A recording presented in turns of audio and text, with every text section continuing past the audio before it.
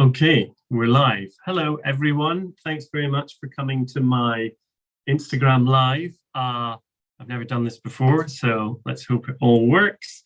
I'm going to be introducing my new book, Revenge of the Librarians, which is out now from Drawn and Quarterly in the US. Out just today is publication day.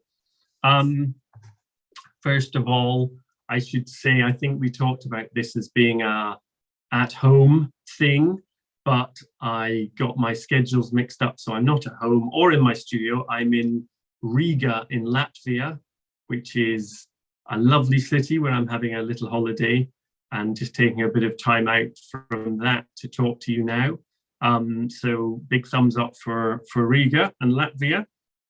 So this book is one of a number of collections of my literary and book cartoons, and I make these every week for the Guardian newspaper in London and England and Great Britain, where it's published. And I've been very lucky that for 17 years they've given me a space in their paper that I've been allowed to fill with one of my silly little cartoons. And maybe I'll talk about how that happened in the first place. So about 17 or 18 years ago, no, actually that's wrong. About 20 years ago, I was a young illustrator. I was going around looking for illustration work, and one of the places I went was the Guardian and met a wonderful art director there called Roger Browning, who I kind of have to thank for a lot of my career. And Roger was very kind to meet me when I phoned him up and said, could I come and show my portfolio? And I came in and I showed him the illustrations I'd been doing at college and practicing doing, and some of the comic books that I was self-publishing and publishing with my friend Simon Leah at the time. And very kindly, he said, I haven't got any work at the moment, but I'd love to use your work in The Guardian at some point. And he was true to his word. I guess maybe a month or two later, he gave me my first illustration job there. And from time to time, I do illustrations for him. And at the time, the review, which is the arts and books section of the Guardian, had a weekly cartoon by the amazing British illustrator Posy Simmonds, who is kind of a national institution for cartooning and has worked for The Guardian since the 70s. And she was doing an amazing weekly strip called Literary Life, which had basically a whole page of the review. And she was doing funny stories about the life of writers and readers. And she was also making graphic novels. And she took a sabbatical from The Guardian for 8 weeks, I think, to work on maybe Tamara Drew or one of her graphic novels anyway. And Roger very kindly said that I could come in and pitch my idea to fill Posy's space for these 8 weeks while she was away, which was kind of absolutely terrifying because I'd only done my own self-published stuff. They were quite rambly little stories and jokes. They weren't focused as a weekly cartoon could be. And I didn't think they were anywhere near Posy's level. In fact, they weren't. But I thought this is an opportunity I can't miss. So I came up with some ideas. And in the end, I pitched an idea for 8 strips, and they were called The Writer at Work. And you can find them, actually. They were collected in one of Sammy Harkham's Kramer's Ergots. I think 4 or 5 has a few of them in it.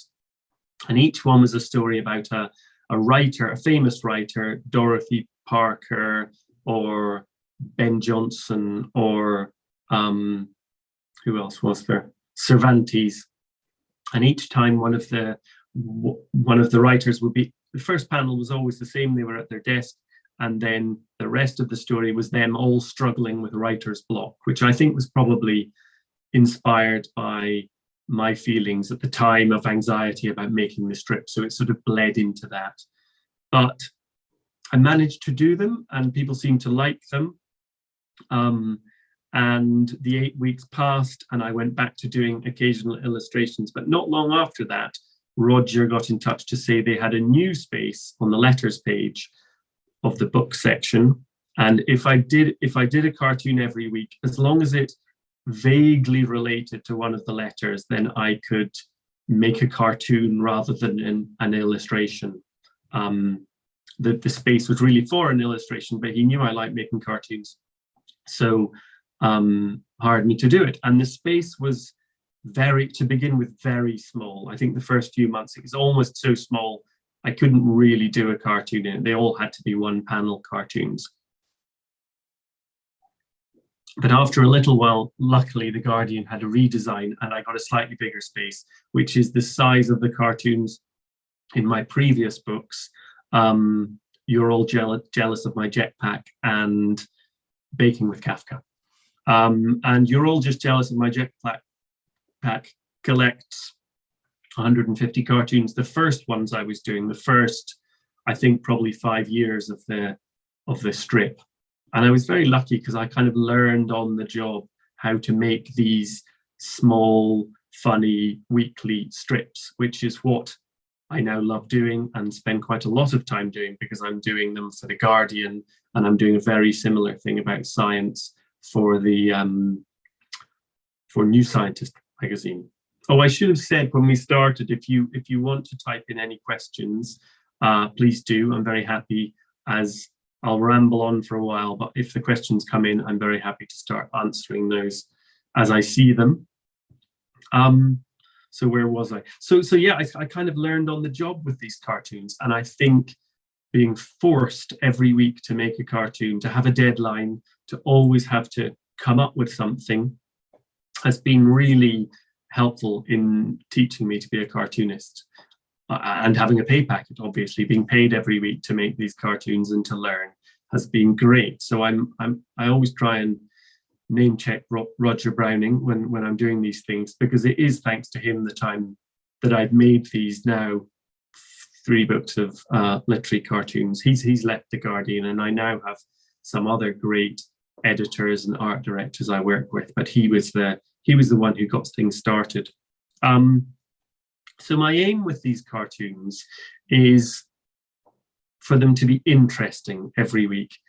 I want them to be funny, but they don't have to be funny. They can be they might some weeks just be weird, or be like a strange diagram that you can enjoy, but isn't the kind of lull of a gag cartoon. If I do come up with a gag cartoon that I like, then obviously I put it in, but I try not to force myself to do that, I suppose. I didn't used to do it at all because I literally couldn't do it, but I've sort of learned to do it. And now when it works, I'm happy to do a gag cartoon, but other times it's a strip or a diagram. And my aim is to make something that suits the magazine I'm in, or the part of the newspaper I'm in. So it's always got to be about books or literature, and I want it to be making fun and teasing that world, but in the friendly way you might tease a friend about things. It's not, I don't have the personality to do satirical, dark, or cutting cartoons. My aim is just that these are amusing, and that they're amusing and sort of warmly teasing. You know, there is a bit of a tendency in literary papers to focus on serious literature, classic literature, literary fiction, and I kind of like to make fun of that a bit and push the sort of fiction that I like. I mean, I like all those types, but I also like science fiction and comics and genre fiction, fantasy, crime. So I'm trying to kind of play with all those things, and also slightly tease the reader and the whole world of that Guardian thing. So I'm seeing I've got a question here from Joel Berry, which says, "Were they digital, your cartoons?" well, I make all my drawings by hand. I use a pen. I'll show my pen here. This is it. I couldn't go truly digital yet because I love pens too much. This is the Uniball iMicro, which is what I use for drawing all my sketchbooks. Kaya from D&Q told me this is the best way to show a pen. You hold your hand up behind it. So that's my pen. I like pens too much to go fully digital, but I draw with that pen in my sketchbook. I draw sketches with a pencil, and then I use a light box to make neat versions using a Uniball, and then I'll add the cross hatching and stuff, and then I scan it into the computer and add all the color digitally. I sort of wish I had the talent to make lovely watercolors for the colors. I love seeing cartoonists who do make fully colored originals, but I've never been that comfortable working with color. I'm quite I have red-green color blindness, so I get greens and browns mixed up and purples and blues. So coloring's always been tricky. I think I've got a lot better at it over the years, but I'm not confident enough to paint my stuff as on the original. So the color is digital, and I'm guessing that's what you mean. I mean, also they're also digital in the sense that I send them in digitally, and they are shared on the website and have been probably since maybe the first couple of years weren't, and then they started being shared on the website and also shared on Twitter and Instagram, because they're a very Instagrammable or tweetable size, these short cartoons, and I think that's really helped people find them from places where you don't get The Guardian on your newsstands. Let's see, there's another question here from Cynthia Nugent. How do you come by your insights into librarians and editors in the publishing context, e.g. the one where the writer says to the editor, "My mother says it's fine the way it is"? Well, I feel a bit bad sometimes. I'm talking here on my publisher's Instagram, and I did a series of talks a couple of weeks ago in North America where Tom Devlin, my wonderful editor and executive editor of Drawn and Quarterly, was very kindly driving me around and helping me set up. And then I'd give these talks where I'd show cartoons in which editors are generally shown as uncaring or frightening or merciless, or mercenary is actually what I meant, but merciless too. Whereas he's not like that at all, and the people I work with at The Guardian aren't like that. In fact, none of my editors or publishers are like that at all, but generally things going well isn't very funny, and humor is things going wrong and people misunderstanding each other and failure, really. So almost all the ones which are insights into publishing are me taking my own situation and imagining, what if it was the other way around? What if it hadn't worked? What if I had a horrible publisher, or the paranoid fantasies I have in my head that the editor secretly hates my work and is just putting up with it, putting all those things into the cartoons and making humor with that. And librarians, I don't know any librarians. I've been meeting a lot of them recently when they come to my book signings, but I only know one librarian personally, and she lives in Scotland. I haven't seen her for a while. So that's just imagining, really. And I think I have the same thing with my science cartoons. I'm not a scientist, but I think you can kind of, with a little bit of thought, play yourself into their lives. And most of us are concerned about the same things in some way or other. The mother, the fact, that cartoon that you mentioned, I'm not going to look it up, but it was an author coming to see his editor and saying, "Thank you very much for your input on the second draft, but my mother says it's perfect as it is." And sitting in the corner is his mother. And I was very happy with that cartoon because I feel like the smile on her face is a sort of proud, my son is a genius smile, which is very nice. That kind of comes from my personal life in the sense that my mum is a real cheerleader mum. She was a primary school teacher, so is kind of a professional encourager anyway, and is always saying, that I'm wonderful. And we'll sit on a top tonight. If she gave me advice, I hope she's not watching, because then she'd be cross with me for saying this, but she'd say, tell them how good you are, which, with the cartoonist, you hope it's seen otherwise. But she's a great cheerleader, so that probably was slightly inspired by my mother, but not many of the cartoons really come from my personal life. Okay, I've got another question here from Zera Merovna. How do you keep your neck healthy? I and all my colleagues have neck issues because of drawing many hours. Well, yes. Well, one thing I do is I do stand up to draw. I sit at the computer to do the coloring and the scanning and things. And if I do that all day long, I often find I have a very sore neck. But because I stand to draw, that tends to help. And I think moving back and forth from the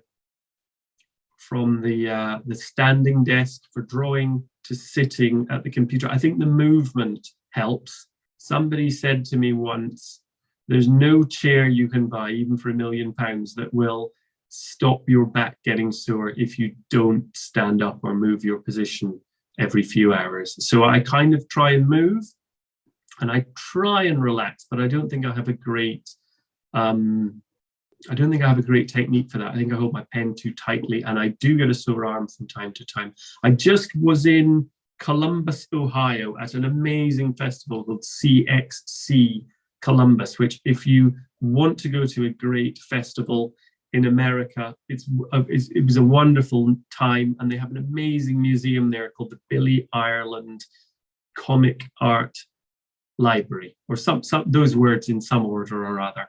And it was amazing. Caitlin McGurk, the librarian there, so I do know another librarian now, is it, gave me a tour of their amazing collection, which you can just go there and ask to see stuff, and it's incredible. Why am I telling you that? Oh yes, because I was there in Columbus and I bought a book called Draw Stronger by a woman whose name has escaped me. I don't know, maybe someone from D&Q will put it in the chat if they know.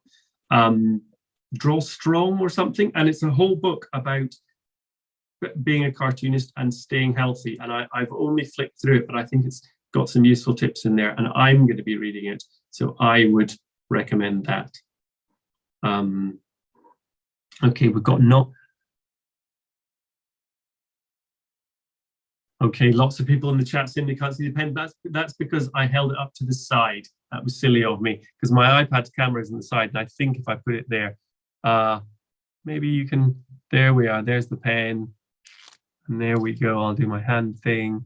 It's not a hugely, there we are, the author's names come up, Creota Wilberg, and she signed the book for me and seemed like a nice person, and it seems like a good book. So that's my advice if you've got a sore neck. They told me I have to hold things in the middle to be seen properly. So that's the pen. I love Uniball pens because it's got a lovely, simple, unchanging, unwavering line that I think kind of works for my cartoons. And the ink is lovely and black and stays black for years and years. So I love the Mitsubishi Pencil Company of Japan and their Uniball pens. And I always say that I'm hoping they'll hire me to be a pen ambassador or fly me to Japan and show me around the factory. So if you're listening, Mitsubishi Pencil Company, I'd like to come. So let me hold up. I've got a few sketchbooks here because it's kind of important. They're an important part of my technique for coming up with cartoons every week. I'm coming up with 2 different ideas, one for The Guardian, one for New Scientist every week. And if like today I'm in Latvia, then I have to do an extra one the week before. So I'm always looking for ideas, and I've got a little sketchbook, these nice Muji ones that are called passport sketchbooks. They're small. I always have one of those in my pocket. And this other, I guess I like Japanese stuff. I hadn't thought of it that much before. This other one called an art spiral, which I carry in my rucksack. by Maruman. And I always now, I used to be frightened of sketchbooks because I felt they ought to be like Robert Crumb sketchbooks or something which could be published and would be beautiful, and every page would be a work of art. And college, I used to have a slightly fake sort of sketchbook, which I'd sort of make drawings and stick them in, or I'd trace things I'd already drawn somewhere else. And I couldn't get the hang of it. And when I started thinking of them not as sketchbooks, but as notebooks, where I was just making notes, then they sort of came together, and I started thinking that they started actually looking nice when I stopped trying to make them look nice. So I always write down ideas in my sketchbooks. I think even a bad idea could be the beginning of a good idea. So I think of the big pile of sketchbooks I have beside my desk, I think of as compost from which good ideas can grow. And if I'm stuck, I look back through old sketchbooks, kind of hoping that there'll be some perfect, unnoticed gem of an idea which I hadn't seen before. But there isn't, or there almost never is. But there's often something which sparks off a new idea. So here's one of the pages of my slightly bigger sketchbook. And I think it started I was kind of doodling these kind of birds up here. I'll try and keep them in the middle. And the bird the bird is saying she's either an what's the word I'm looking for? What's the person who looks at birds? Ornithologist. And ornithologist, she's either an ornithologist or a novelist. And you can see there, I'm kind of figuring out a nice way to draw birds, which feels me, but I was trying to get them to look quite realistic birds. And then a whole page of trees. And I think the trees was partly I was just enjoying drawing trees. And sometimes I do that. I just keep doodling away in the hope that either I'll discover something or they'll just be down there for later. Because in a way, these are about my thinking more than about making finished works of art. So that one turned into this cartoon in the book, which says, judging by the amount of time that she spends staring out of the window at us, she's either a very committed ornithologist or a very unfocused writer. And that was done during the lockdown, which a few of the cartoons in this book were. Now, what's the Drawn and Quarterly are saying? Go for the Muji sponsorship. Yes, Muji sponsorship, Maruman, and what's the third one here? Mitsubishi, all beginning with M. Let's do that. Yes. So there's another question from Edith Cartoonist. Do you think political cartoons is a different kind of skill? Well, I think it probably is generally. I mean, I think in The Guardian, for example, there's my cartoons, which are almost entirely not political. And the other extreme, you get in The Guardian, it was Steve Bell or Martin Rosen, the real old school political cartoonists. Every single one is about politics and the Prime Minister and things like that. And in between, there's a guy called Stephen Collins, who is a great cartoonist. And he sort of does a bit of both. Some weeks it's they're always strips. Some weeks they're more like my sort of thing, a strange riff on something, and some weeks they're a very funny political cartoonist. So he's got both skills, but I would say the difference for me is I don't have the personality to be a political cartoonist. I once met Martin Rosen, who is one of the proper political cartoonists from The Guardian. We had a really nice chat for about an hour, but he got annoyed about 5 different times about different things in a funny, amusing way. But he was definitely, he sort of went on some amusing rants. And I sort of thought that's why he's good at his political cartoons. He gets annoyed about, our current useless government or things like that. And instead of, it makes him angry. And as John Lydon said anger is an energy, and he turns that energy into cartoons. But for me, when I get angry about things, I sort of start thinking about them, and then I sort of generally start seeing both sides, and then feel depressed and tired, and I don't want to make work. So I just don't have, and I don't want to make anybody angry really, and I'm just a bit of a coward. So I don't have the skills to be a political cartoonist, but I think more importantly, I don't have the sort of internal strength to be a political cartoonist. And when people are good at it, it's great. When people are, I think bad political cartoons are some of the most awful cartoons around. But some people are good at it, and I'm impressed by that. Okay, let me see if I can find another example. Let's see what we've got here. Okay, so here's another. Over lockdown, I was locked down like everybody else, and at first, I was a bit well, I was scared and unhappy, and I thought my cartoons shouldn't reflect what's going on, because the newspapers and the whole world was so full of these stories of lockdowns and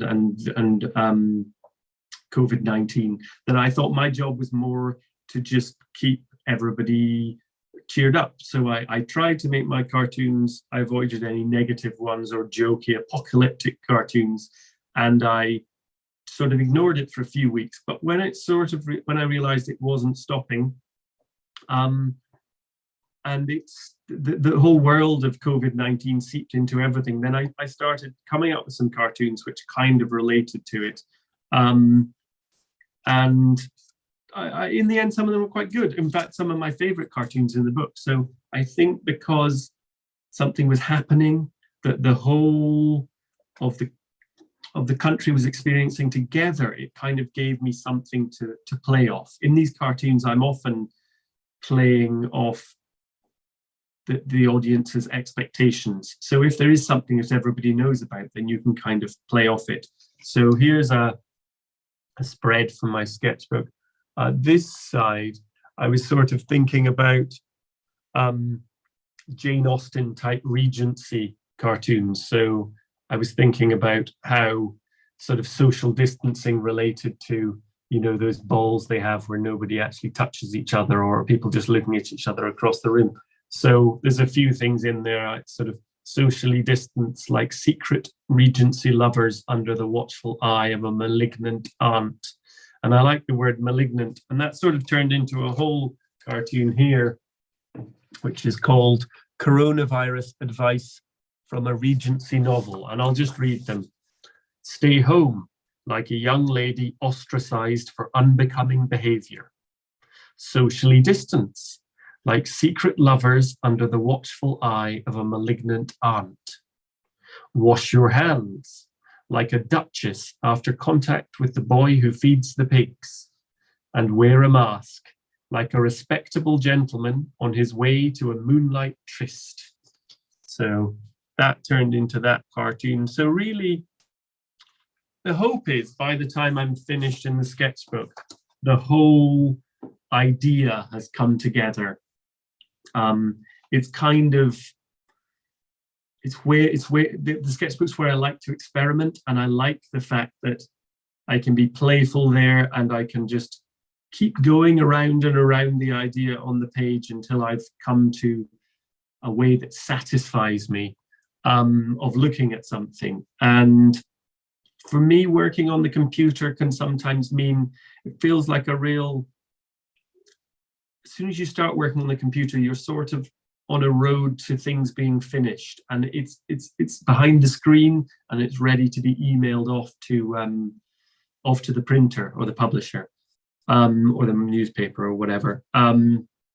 Whereas I like in the sketchbook the fact that I can play around with ideas and come up with a good idea, but then spend another 45 minutes maybe trying to find a different way of looking at that idea. And the other thing I like with a page like this is sort of an idea might not exactly fill a whole page, and then you get left with a bit of space. And then next time I come, I start to make a new cartoon, and the two sort of play off, like these two spreads. One is some madness about a sort of science cartoon idea, but they sort of play off each other in a more lively way than the super organized way where it can be when it's being made digitally. So that's one of the things I really like about working in sketchbooks. Let me see if I can find one more example. So here's another spread. This is quite sort of relevant to now because it must have been in the autumn, and I'm sort of thinking about autumn leaves and how it's that time of year, and I have to figure out a way that connects to literature, because whatever, it doesn't matter how good an idea is for the Guardian, if the deadline's coming up, I have to connect it somehow to literature. So that's quite good. It's quite freeing. The million ideas that you could have been narrowed down by the fact it has to be about books. So that turned into, I sort of started thinking about, often the point of these things is to have what begins as a very silly idea and then think it through in quite a sort of sensible way, or an organized way. So those sort of sketches, thinking about leaves, and I was also thinking, it would be quite fun because I can use nice autumnal colors, became an autumn walk inspires the nature poet and the detective novelist. And you can see there they are walking in the park on a nice autumn day, and the poet says, "I'll write a poem about the melancholy beauty of leaves falling in the autumn sun." And then on the other end of the same walk, we've got the crime novelist saying, "I'll write a story about autumn winds revealing a headless corpse hidden in a pile of fallen leaves." And at that one, I quite enjoyed coloring those and getting a kind of autumnal feel. And I think maybe when I started doing these Guardian cartoons, I really didn't want to work in color at all, but they told me, "We pay a lot of money to print this newspaper in color, and we want you to use color." So it's forced me to learn and sort of get more excited. I did a cartoon just this week before I came here. I think it won't be published for a couple of weeks, about some autumn leaves, and I enjoyed finding autumnal colors, which wouldn't have happened 10 years ago. So that's something I've kind of got better at. Let me see, we got a new question here. How did you come up with the Waiting for Godot to Join the Zoom Meeting comic? It's my fave. Well, thank you. Let's have a look. Can I show you that one? I feel like it's near the beginning of the book. Yes, I won't read it. I'll just show you. The concept is basically waiting for Godot, Beckett play, but waiting for Godot to join the Zoom meeting. And really, the concept is there in the title. And I think, how did I come up with it? I don't remember. I often don't remember what the initial spark is. It might be a sort of weird thing where I'm so happy when I come up with that spark, and when I have an idea that that maybe I don't remember what happened just before. But that's a lovely feeling when things click into place in your brain. I love Samuel Beckett's writing, and Godot's a favorite play of mine. I think it's very funny and great. And he's a great gift to a cartoonist. What you really want is, from my point of view, is writers who the sort of cultural idea of them in everyone's head is clear enough that I can play off it without you even having to read a single line of a Godot play. Well, yes, you don't have to have seen his plays, you don't have to have read his books. We pretty much all know Waiting for Godot involves some tramps waiting around a lot, and it will be bleak. And so Beckett is good to play off. Jane Austen's great to play with. Dickens, writers who have such a a clear idea in the public imagination are nice to work with.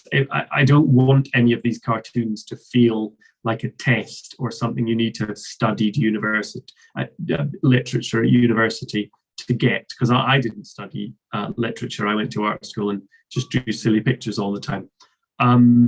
So I don't want them to be a test. And people like Beckett, who there's a kind of strong idea of, are good. And Beckett's great because there's a strong visual idea as well. You kind of think of him as being sort of black and white and trampy men in bowler hats. And so it was fun to make that cartoon, and it pretty much clicked together in that moment. And the thing with one like that is just how to fit it into the space, how to use timing and panels, and how much of the text I can put in there. And I managed to squeeze it in so I could have some pauses, because that's very Beckett. And I liked working with the slightly dark black and white colors for that. And let me see, from Natalie Kim, do you do the first draft? Do you do the first draft rendered so beautifully? Well, what I do, I'm not one of those artists, like, I don't know, it seems like there's a lot of French cartoonists who have a wonderful painterly style with the brush, where it feels almost like the comics flow out of their heart through their hand onto the page, and just like an elegant dance. And I'm not like that at all. I make a bad drawing, and then I put it on the light box and take a pencil and a new sheet of paper over the top, and I trace it and make a new version, which is maybe 10% less bad. And I just keep tracing them again and again, and knocking off the edges or throwing them away and starting again, until I get something that satisfies me, that I feel works for the joke. You know, all comics really are made not to be looked at, but to be read. If you can look at them and enjoy them, that's a bonus. But the important thing is, first thing for me, is they have to be read. And especially joke cartoons, they need to work quickly, and they need to not distract you, because I want the joke to happen in your head. So I want them to be clean and neat. And that's why I'm very careful with my lettering. I think anything which can make your mind stumble can lose the joke. So the last stage, after I've made many pencil versions, is to ink it. And then I'm not really learning anything on the page. I'm really tracing a very neat version of my last pencil version. And that's why they look crisp and neat when they're finished. But yes, there's a lot of bad versions before, which I actually throw away all of. I keep my sketchbook pages, and I keep the finished ink drawings, but all those pencil things are, I think if I started keeping them, first of all, I'd have an enormous pile, and I'd have an enormous pile, and I'd also start feeling precious about them, and I can't do that, so I just throw them away.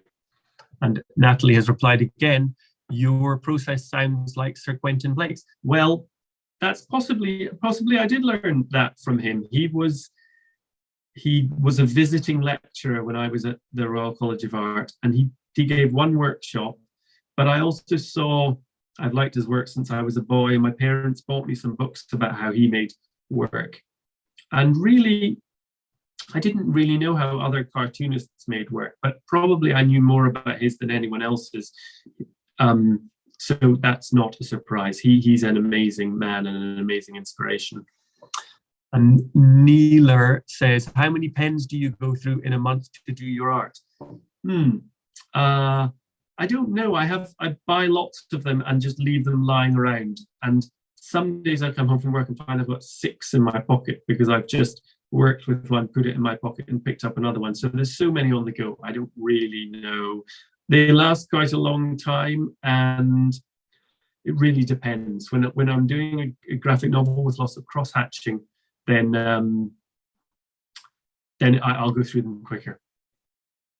Oh dear, sorry, I went up there to get rid of some boring political news which had popped up on my thing. So yeah, let me see, one more little bit of What's this one? Oh yeah, this is a sort of another page of my little pocket notebook, and I guess this is an example where I think almost nothing on that page has ever turned into anything. They're all just doodles. Hopefully, one of them will turn into a cartoon one day. But there's one little place down here where we can see a writer, and I'll read that cartoon. No, not a writer, a reader. So there's this woman reading a book, and she says, "This is either a quiet masterpiece, subtly and meticulously detailing the gentle rhythms of everyday life, or it's just really boring." And I quite enjoyed making a boring cartoon where it's exactly the same drawing, just with the light passing by. And I guess that's another one that's something about this book, is when I started doing this book, doing these weekly cartoons, I was very much an illustrator who made cartoons, but was forced to write in order for them to be cartoons, if you know what I mean. Whereas I've got more into the words over the years, and writing that sentence, the long first part and then the short second part where, or it's just really boring. The joke's kind of all there in the sentence, and the fun as a cartoonist is I can then figure out how to put that into a comic. So that's another thing I've kind of had to learn over the years is how to write, which is fun. And you know, I keep talking about minimalist things and boiling it down to its smallest number of component parts, but sometimes those component parts are a sort of rambly sentence or two. So yeah, I think probably I've said what I'm going to say. Whatever, I've got on my list. Oh, I'll just quickly. Big inspiration for this book is Gary Larson's Far Side cartoons, which I've always loved. He's a huge hero of mine, and I'm always pleased when I make a cartoon inspired by his work. So here's the book, Revenge of the Librarians. It's in good bookshops. Why not buy it if you can from an independent bookshop? I love my local independent bookshop, and they can probably all order it or maybe have it in already. So hope you enjoy this. I'm going to say thank you. I'm going to go out for dinner in a lovely restaurant I've forgotten the name of in Riga, and I will I won't see you again, but thank you for coming. Bye-bye.